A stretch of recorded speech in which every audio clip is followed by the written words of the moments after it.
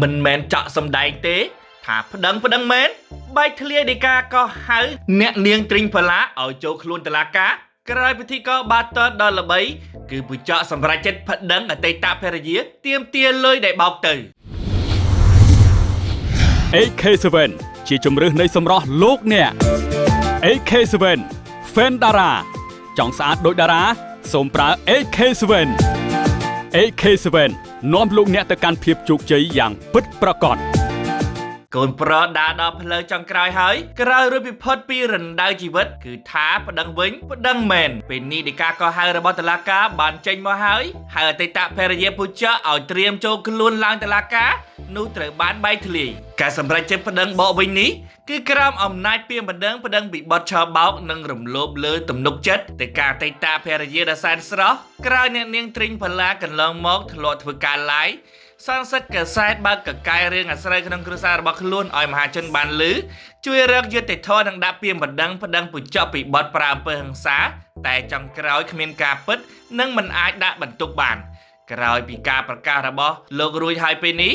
គឺមែនតើអ្នកលក់អនឡាញរូបស្រស់អ្នកនាងទ្រីងផល្លាបែរជាត្រូវអតីតប្តីប្តឹងបកវិញម្ដងក្រោយពូចកធ្លាប់ជាប្តីផ្ដោតត្រសម្បត្តិខ្ទង់$57,000ឲ្យរក្សាទុកក្នុងគ្រាជាប្តីប្រពន្ធហើយបកមកធ្វើផ្ស៊ីប្តីវិញ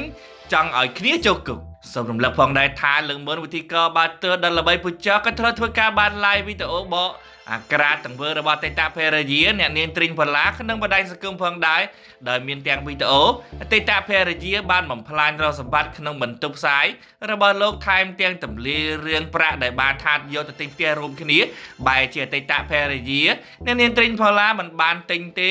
និងបានប្រមូលយកទ្រព្យសម្បត្តិរបស់លោកអស់ពីខ្លួនថែមទាំងចង់ប្តឹងឲ្យលោកចូលគុកថែមទៀតក្រោយស្ងាត់មួយរយៈរួចមកស្រាប់តែសារព័ត៌មានយើងខ្ញុំទទួលបានដំណឹងពីតុលាការដោយទទួលបានលិខិតដីកានាថ្ងៃទី23ខែកក្កដាឆ្នាំ2022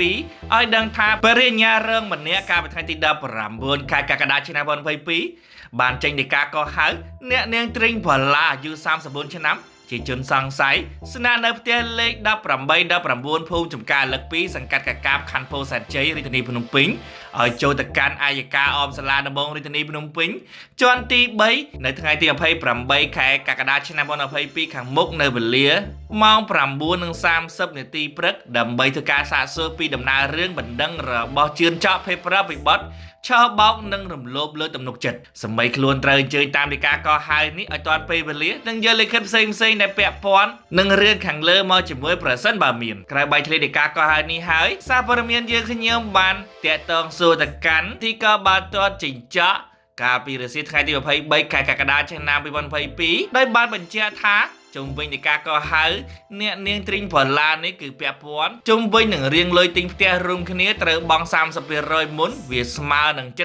$700,000នៃតម្លៃផ្ទះតែបែរជាអតីតភរិយាអ្នកនាងទ្រីងផល្លាមិនបានទិញទៅវិញខុសពីការសន្យាជាមួយគ្នា